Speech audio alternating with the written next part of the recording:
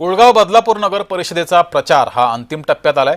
गुरुवारी मुख्यमंत्री फडणवीस हे बदलापुरामध्ये येऊन गेले, तर शनिवारी उपमुख्यमंत्री शिंदे प्रचारासाठी बदलापुरात येणार आहेत। शिंदेंच्या सभेसाठी घोरपडे मैदानावर तयारी सुरू आहे। या तयारीचा आढावा घेत शिवसेना शहर प्रमुख वामन म्हात्रे यांच्याशी बातचीत केली आहे। आमचे प्रतिनिधी किशोर पगारे यांनी पाहूयात। कालच मुख्यमंत्र्यांची सभा बदलापूरमध्ये झाली, तर उद्या उपमुख्यमंत्री एकनाथ शिंदे आणि शिवसेना पक्षप्रमुख एकनाथजी शिंदे इथे येणार आहेत। आपल्यासोबत आता शहर प्रमुख आणि माजी नगराध्यक्ष वामन म्हात्रे आहेत। आपण त्यांच्याकडे जाणार आहोत की कशा प्रकारचं नियोजन उद्याच्या सभेचं आहे। कुळगाव बदलापूर नगरपरिषदेची सार्वत्रिक निवडणूक 2025 हिचा शेवटच्या टप्प्यामध्ये प्रचाराचा उद्या म्हणजे 2 दिवसामध्ये संपणार आहे। आणि आज शेवटच्या टप्प्यामध्ये प्रचार करण्यासाठी आमच्या पक्षाचे मुख्य नेते एकनाथजी शिंदे साहेब या ठिकाणी येणार आहेत। आणि नक्कीच या बदलापूरच्या जनतेला त्यांनी नगरविकास विभाग आणि मुख्यमंत्री असताना भरीव निधी या शहरासाठी कमीत कमी 700 ते 800 कोटी रुपयाचा निधी दिलेला आहे।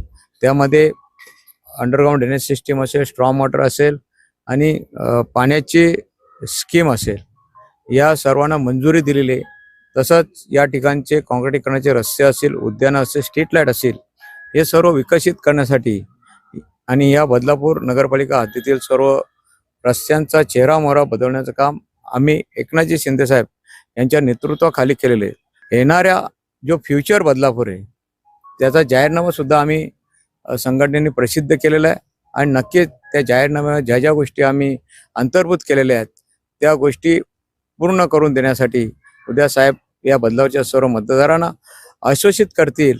माझ्याबरोबर आता महेश गायकवाड जे संपर्क प्रमुख आहेत, जे ग्रामीण विभागातून आलेले आहेत, आणि ज्या पद्धतीने त्यांचा एक पदाधिकारी आहेत शिवसेनेचे, कशा प्रकारे पाहता या निवडणुकीकडे? आज युती तुटलेली आहे आणि एक पक्षप्रमुखची जी भूमिका आहे ती तुम्ही कशी मांडणार?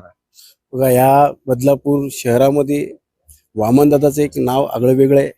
One man show king maker म्हणून ओळखलं जातं। सांस्कृतिक क्षेत्र असेल, वैद्यकीय क्षेत्र असेल किंवा क्रीडा क्षेत्र असेल, इथे आवर्जून फक्त आणि फक्त वामनदादा म्हात्रेचं नाव घेतलं जातं। त्याचप्रमाणे विकासाच्या माध्यमातून आम्ही कल्याणवरून या ठिकाणी जेव्हा येतो तेव्हा आम्हाला अजिबात इथे कोणत्याही प्रकारची असुविधा दिसून येत नाही। येत्या 3 तारखेला जो निकाल लागेल 2 तारखेला, त्यावेळेस काय होईल आणि जनता ही कोणाच्या पारड्यात मत टाकते हे पाहावं लागेल। तुर्तास एवढंच।